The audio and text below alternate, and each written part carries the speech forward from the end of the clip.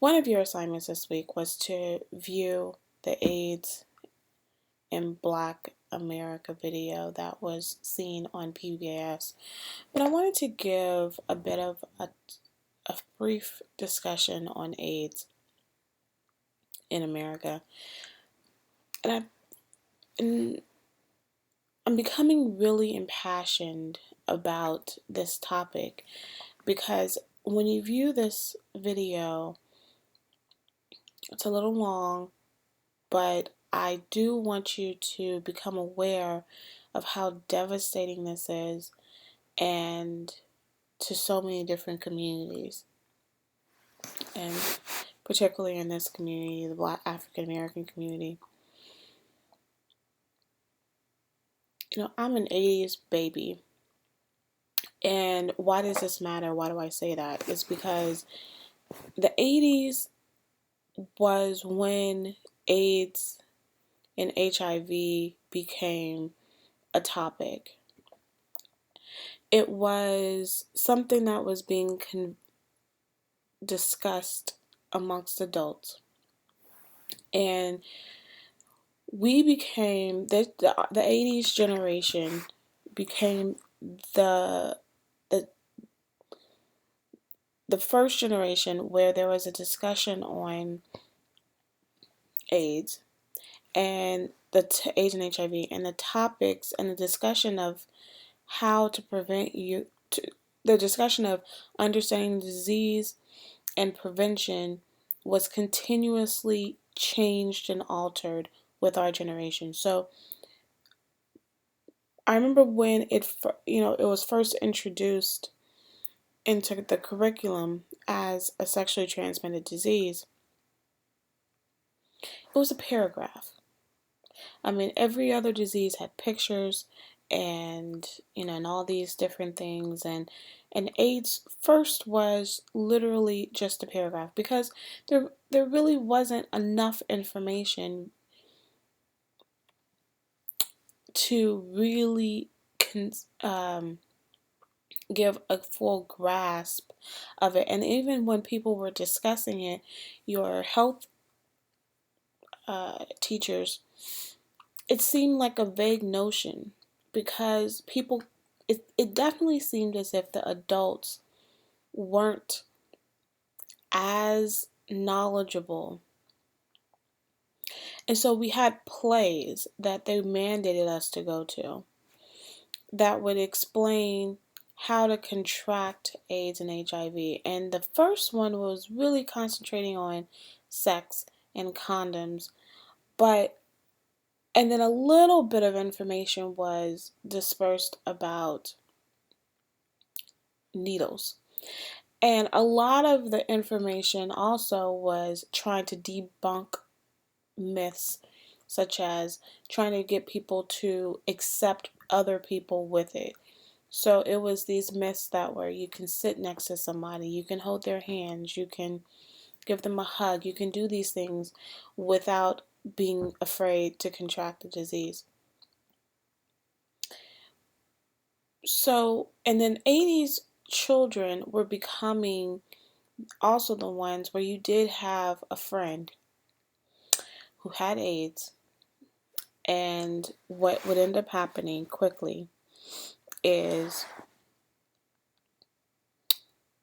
they would be healthy one day. A couple months later, they're in a convalescent home. A couple months later, they're dead. So when you heard someone who had the disease, it was a death sentence. It was not something that you felt anyone was going to be able to survive. I say this because as a backdrop. So in the beginning of when AIDS and HIV really came out, it was titled a gay man's disease. And there's so many conspiracy theories of how it came about. And you had movies that perpetuated this belief, such as Outbreak. And you had it was if you think about it, you had the 70s that was such a free love and a sexual revolution was taking place. Women were deciding we're going to not stay at home, not stay in these broken marriages if we wanted to. We're going to stand up and talk and be involved, and we don't, and be proud of the fact that we like sex. It's not just men who like sex. And after this free love, free sex period, you had the 80s that began to become the 70s. People had to grow up. They had kids from this free love, free sex. And the 80s was a grown up time. And what made people grow up even faster was this mysterious disease. And it seemed to have affected gay people in a huge way. And it was really characterized as a gay white male disease. And so minorities, and especially blacks, did not look upon this disease as something they could get. You kept watching on the news about what's happening in these gay baths and these gay bars and different things. And so you really did not get a picture that this was a disease for minorities and definitely heterosexuals. You had shows, surprisingly, like Jerry Springer and Geraldo, who would have different faces of people who had AIDS and HIV on the show, so that you can get a different perspective that is not just gay white men. Why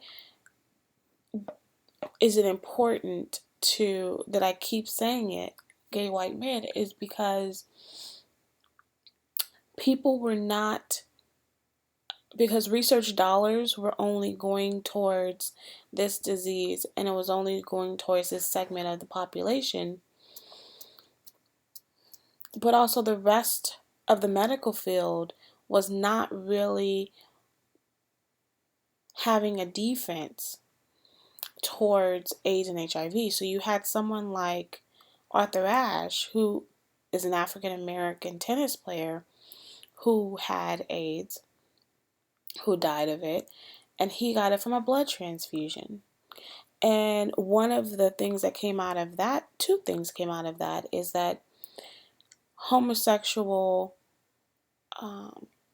especially men, but homosexuals as a whole, can't donate blood. And in some states, few states have reversed this decision.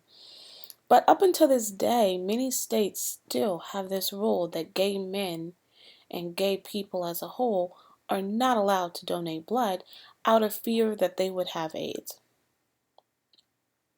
I mean, it sounds odd to think about. And then the second thing you had is that black people felt that Arthur Ashe was given AIDS intentionally because of what his career was like. Because he was a black man playing tennis, so we need to kill him. So this huge conspiracy, and blacks as a whole believe in more of these types of theories. Whether or not they're true, I'm not getting into that, but they do believe in these types of theories that someone is out to get them. Because many cases, some of these types of conspiracy theories were true. I mean, you did have this Tuskegee experiment. So this meant that in many minority areas, you didn't have a conversation about how to protect yourself as much as you are beginning to have a large conversation on how to stop the disease.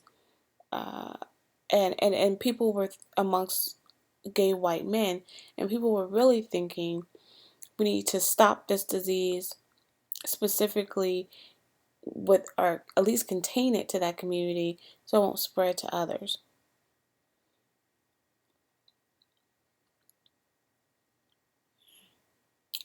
Sadly, what this meant is that what people failed to understand is that there were gay black men. And what the media didn't tell us is that there was, right along that gay white male, there was a gay black man who died. And it was a missed opportunity for them to start putting money into researching within the black community and informing them that they can get AIDS too.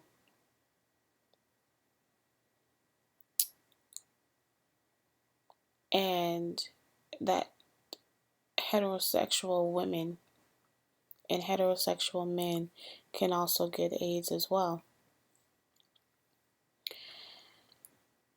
Yes, it's true.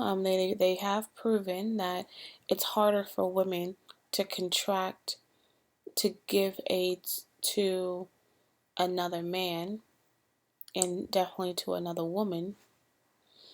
And it's easier for male to male contraction. And I can put the research up to show that. I think PBS published it, or NPR. But that doesn't mean that it's 100%. And if there's still a chance to give AIDS and HIV to any person that you're in contact with. But there's a lot of things that took place that they're forgetting is in the 80s, there's just another thing that was taking place as AIDS was becoming popular. And what that is the Say No to Drugs campaign. You know, the 70s, people took drugs, but the 80s, it was the fight to get rid of drugs. And so, again, we're the generation where we're told to just say no to drugs, but at the same time, everybody, every inner city was having a major drug problem. And it wasn't cocaine, it was crack. And, you know, the term crack babies came out of the 80s. And what did you do for crack is that you had a person with a needle, and needles were not as plentiful as they are now, and they were pricey. And so one person would take a hit at a crack house, and instead of getting a different needle, they would pass the needle over to the next person, to the next person, to the next person, and so on. I mean, that sounds so disgusting, but you know, it happened. And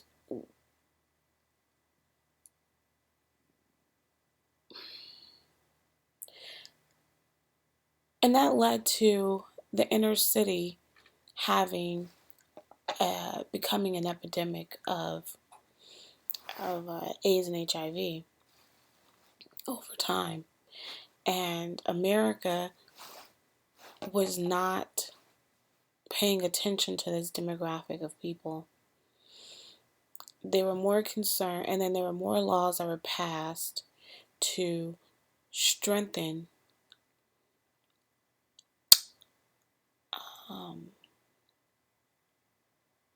the time someone would spend in jail.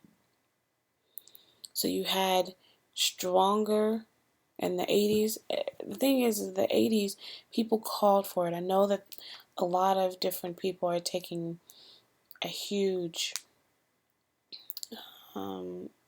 stance against why did we have to have stricter rules in the 80s when it comes to drugs and drug paraphernalia. But the problem is that the 80s was not a nostalgic time. I mean, I love the music, but it was a dangerous time as well. I mean, people were this crack drug. People were going crazy. And people were willing to steal from anybody.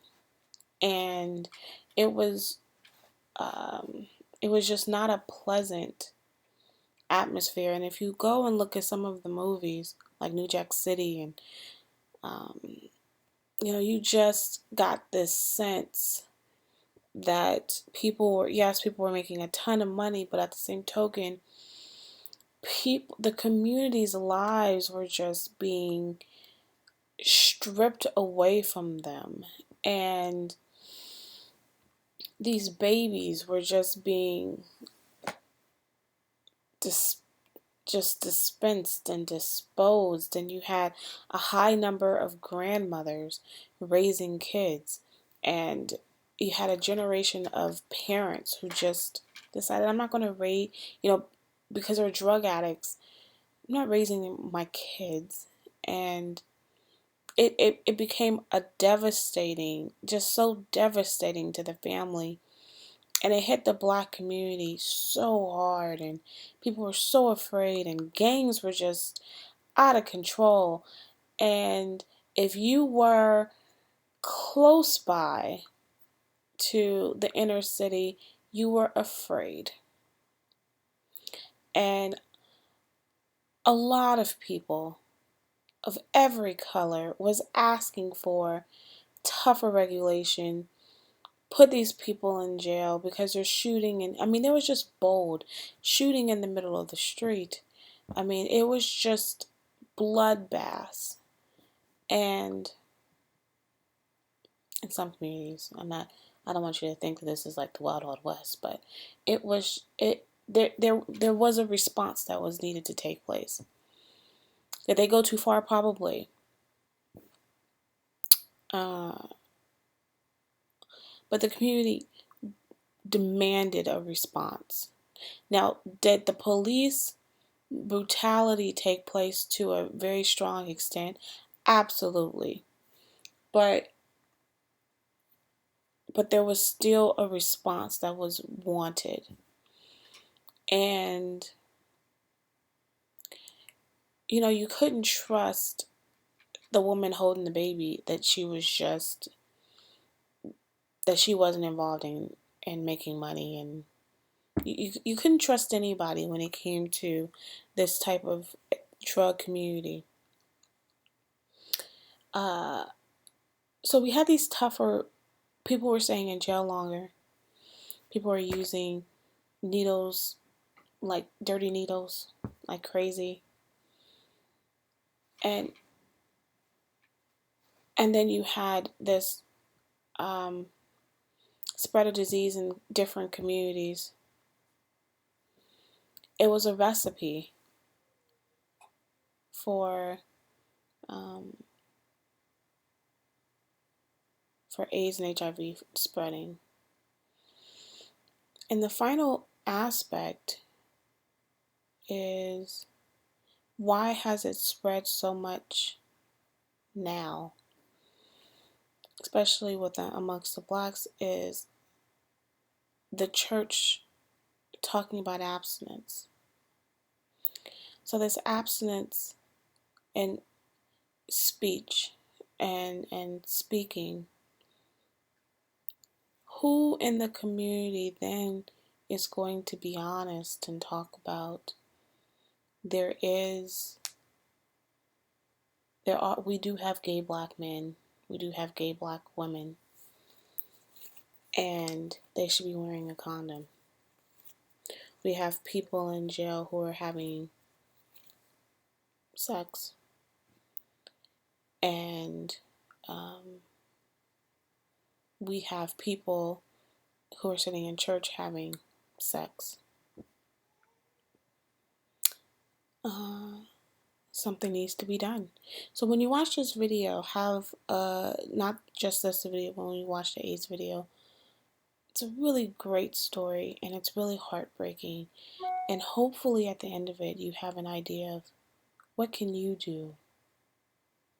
And one of the things that I'm working on with a friend, is how we can do educational programs in the South and other inner cities that are targeting minority homes, minority children, minority adults, because we gotta reach this 18 to 25 generation, because 1 out of every 4 African American women in that age group are diagnosed with AIDS and HIV. That has to stop. We're not going to have a generation. And it's unbelievably unnecessary, especially because of the amount of education they have, you all have, versus when I was growing up. It doesn't make sense. And so, me and a few researchers I'm becoming impassioned, because we got to do better. And I hope that you feel the same charged as well. Enjoy KCET video, and post your comments, because I'm looking forward to reading them and discussing it with you. Thanks.